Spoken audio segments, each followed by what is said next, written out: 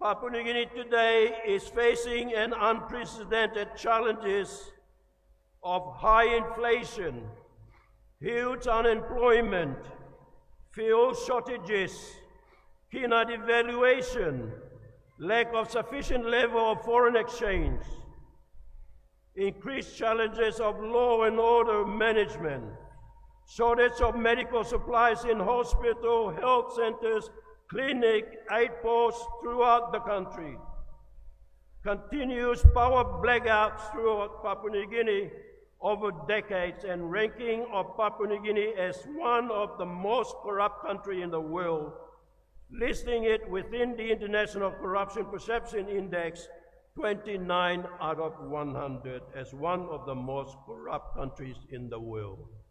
That is why I cry.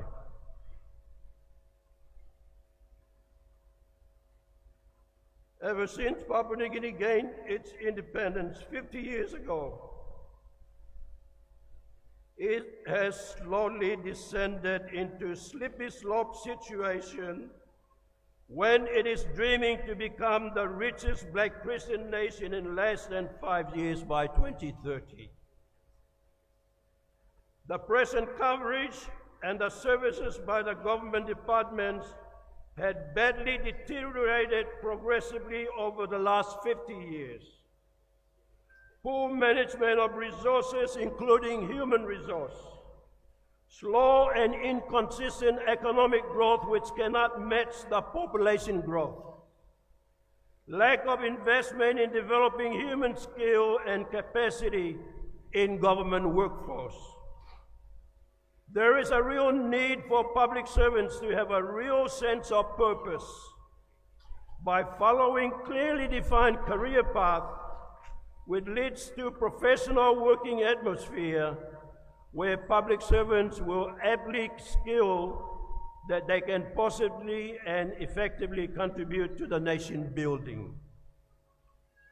The post-independence development discourse in Papua New Guinea has been about challenges of translating the vast potential of this beautiful country into high standard of living for everyone. The potential for the future prosperity and the hope of the people of Papua New Guinea are presently under a real threat of inefficient, incompetent, and corrupt leadership in both our political leaders and the public servants. Every government sector within the administration sector, economic sector, the social sector are currently in the dire need of the serious needs of resuscitation. All sectors are in intensive care unit. Competent specialist hands are required on deck, so to speak, to bring all government sectors out of the intensive care unit and slowly nurse them. If these challenges are not given serious attention now, then our only way over the next 50 years is to end up in the morgue. The post-independent discourse in Papua New Guinea over the last 50 years has been about the challenges of transiting the vast majority of this beautiful, God-blessed country into improving the standard of living for everyone. The potential for the future prosperity and the hope of our people of this country are under a real threat of inefficient, incompetent, and corrupt leadership. Papua New Guinea, by comparison with many developing countries in our region and around the world, is exceptionally richly endowed with both renewable and non-renewable resources. However, since independence, we have not so far used the proceeds from this rich endowment to lay down strong building blocks for the sustainable future development of our children and our grandchildren. Governments after governments over the last 50 years have been making the same mistakes.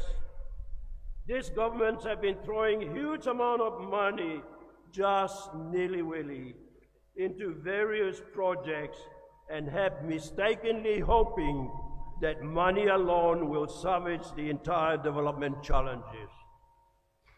This, of course, will not happen, as is the sad case over the last 50 years, in which billions of kina has been squandered, leaving behind no visible, tangible building blocks behind for our children and our grandchildren to cope with going into the future. It is not the absence of wealth that we are suffering from in Papua New Guinea, but clearly it is the absence of competent, effective leadership management of that wealth that we are suffering from. We must never allow ourselves to underestimate the linkage between good, competent, uncorruptible leadership and management and the well-being of our people. Good, uncorruptible leadership and management are not something that we can hold up as a vague notion or a distant goal. It is something that is essential. It is something that is non-negotiable. It is something that we must doggedly pursue regardless of personal costs, regardless of barriers, and regardless of setbacks, regardless of difficulties and frustration. For without good, uncorruptible leadership and management, our people will continue to suffer as they have been over the last 50 years. It says in the Bible, in the book of Proverbs, chapter 29, verse 2, and it is inscribed at the front pinnacle entrance into our Parliament House in Waigani, and I quote, "When the wicked rule, people suffer. When the just rule, people rejoice," end of quote. In foreign unproductive debts as we are presently doing, all our important physical infrastructure will not be properly maintained. Our capacity to provide the much needed basic services to the bulk of our people will be depleted. Without good and competent leadership, children will not receive the quality education they are entitled to. Fathers cannot find employment and cannot support their families. Without strong leadership and management, opportunity to grow our economy and attract foreign investment will be limited. Without strong leadership and management, we lose support of our development partners and we lose the confidence of our financial lenders. Without good leadership and management, we waste the very money that should be used to strengthen the infrastructure and program essential to achieve the aspiration of our people. According to the United Nations rating, Papua New Guinea ranks among the lowest or even worse in Human Development Index. Our child and maternal mortality rates remain very high.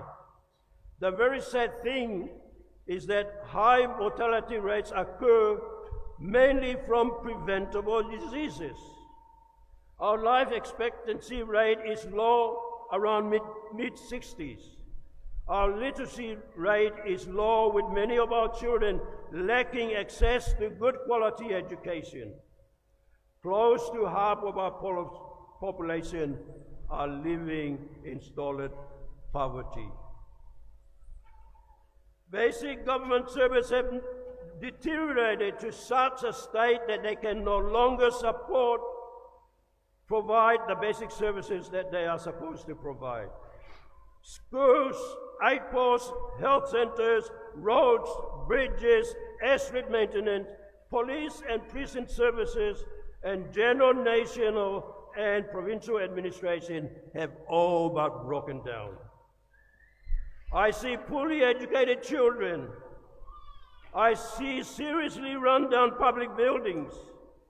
I see news headlines every day about fraud and corruption within our society.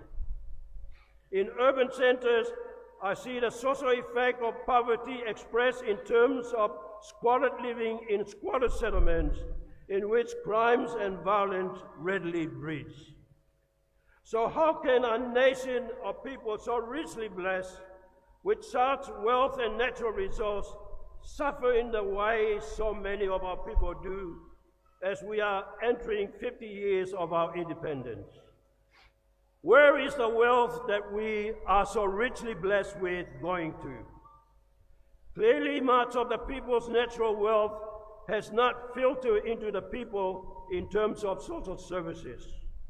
It is not the absence of wealth in Papua New Guinea that we suffer, but again, it is the absence of competent leadership management of that wealth that we suffer. We must never allow ourselves to underestimate the linkages between good, competent leadership and the well-being of our country. Good, uncorruptible leadership management is not something we can hold up as some vague notion or a distant goal. It is something that is essential. It is something that we must doggedly pursue regardless of personal cost. So to me, good, unaccountable leadership and management is not an option.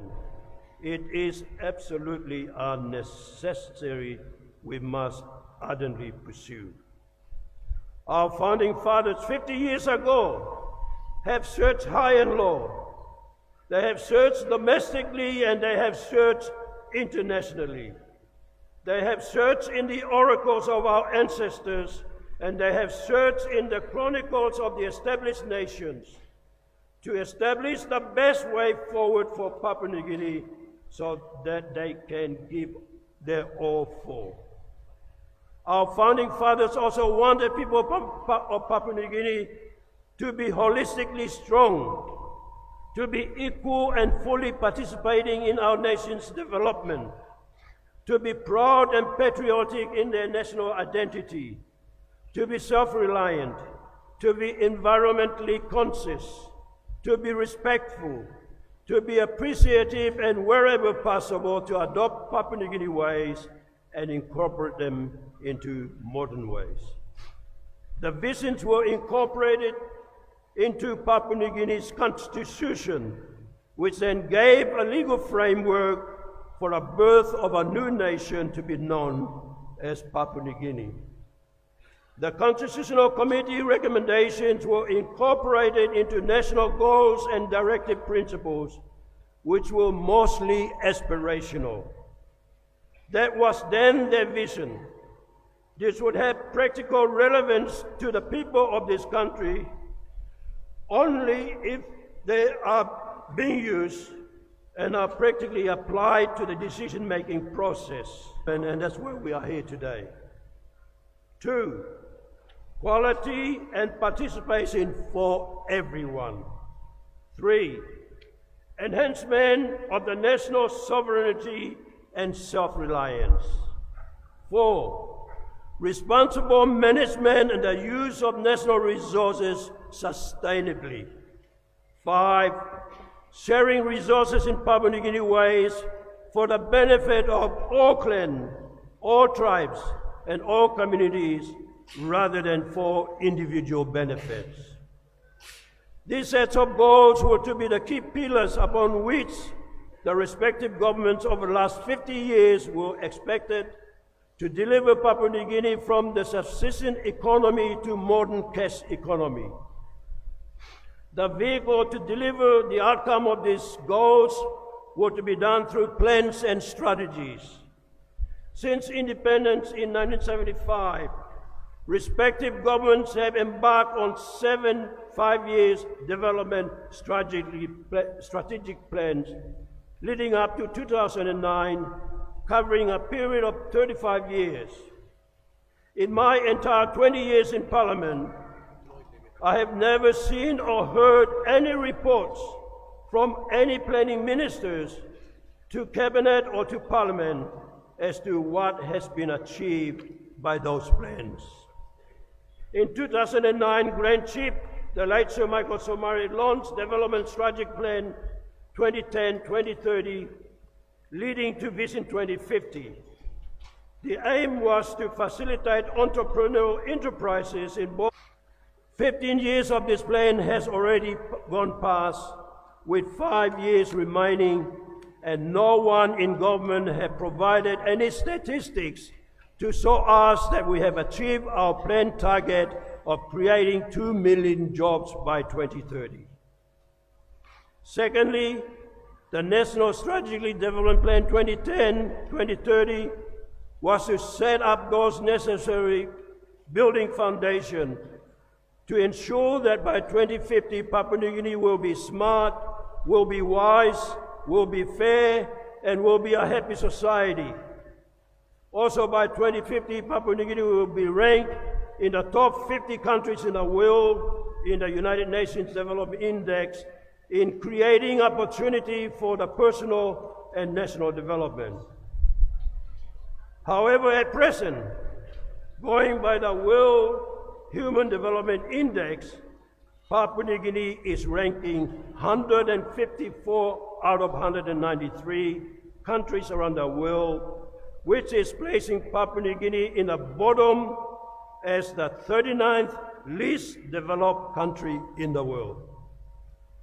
Papua New Guinea's various development indicators at present are clearly showing that overall our social and economic indicators are really miserable and are sitting at the bottom in line with the low-income poverty-ridden countries. Papua New Guinea's development performance indicators over the last 50 years are progressively getting worse. Economic growth is insufficient to impact each household. Poor performance on social indicators compared with other Pacific Island countries.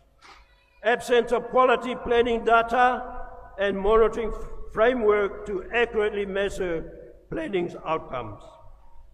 Development plans not resourced and not well implemented. Lack of discipline in overspending, unproductive spending, and not adhering to planned priorities. Relying too much on unrenewable resources. Poor governance and corruption hampering Papua New Guinea's development, which is leading to very serious disciplines in basic government services. The present coverage and service by the government departments has badly deteriorated progressively over the last 50 years. Poor management of resources, including human resources, slow and inconsistent economic growth, and the lack of targeted investment in developing human skills and capacity in the government workforce. There is a real need for the public servants to have a real sense of purpose by following clear, well-defined career path which leads to creating professional working atmosphere where public servants are so ably skilled that they can positively contribute to the nation building. Our biggest challenge we are facing today is corruption. It is a cancer eating away at the fabric of our society, demands our immediate attention. We must stand together, are united in combating this insidious disease, ensuring future integrity and the bearing of our accountability. Corruption in its many forms, from petty bribery to the large-scale embezzlement, undermines our progress, erodes our trust, and steals our future potential. It is the thief in the night, the saboteur of development, the silent oppressor of our poor people. The money meant for our school, our hospital, our infrastructure is diverted into pockets of a few, leaving our communities struggling to survive. We see effect of corruption every day. Roads crumble, hospital, health center, clinics, aid posts lack resources, and our children are denied quality education. The very foundation of our society is weakened, leaving us vulnerable to instability and despair. But we are not powerless. We have the power to choose a different path of integrity and accountability. We must demand transparency from our leaders, hold them accountable for their action, and refuse to tolerate corruption in any forms. You have a unique opportunity to lead by example. You must begin your career by fostering culture of honesty and ethical behavior. Report instances of corruption not out of fear, but out of commitment for a better future for Papua New Guinea. Let us support organizations that fight corruption, and let us educate our children about the importance of integrity. The fight against corruption is our collective responsibility. It is our duty to stand up, to speak out, and to demand change. Let us set our target today to make Papua New Guinea a beacon of hope, a place where integrity and accountability are not just words, but a normal way of life. Let us choose to be agents of change for a better Papua New Guinea. Once again, let me congratulate you all in your significant milestones. Your journey of learning, of growth, and of dedication has culminated in this moment. Embrace the future with knowledge and the skills you have gained. And remember the importance of ethical leadership and commitment to make positive impact on our beautiful country. You have acquired valuable knowledge and skill in business and public policy. Remember to apply these tools with integrity and commitment to ethical leadership. Our community is very much in need of your talents and your vision. Use your education to make a difference, whether it is in driving economic growth, shaping policy, or serving your country. The path ahead will have its challenges, but remember the resilience and the determinations that brought you to this moment. Embrace your journey, stay curious, and never stop learning. Your contribution to business and public policy will help save the future. Use your skill, use your knowledge to build a more sustainable, equitable, and prosperous country for all. I wish you all the best in your endeavors. May your future career be fulfilling and your impact be positive in the future development of our beautiful country. God bless you all.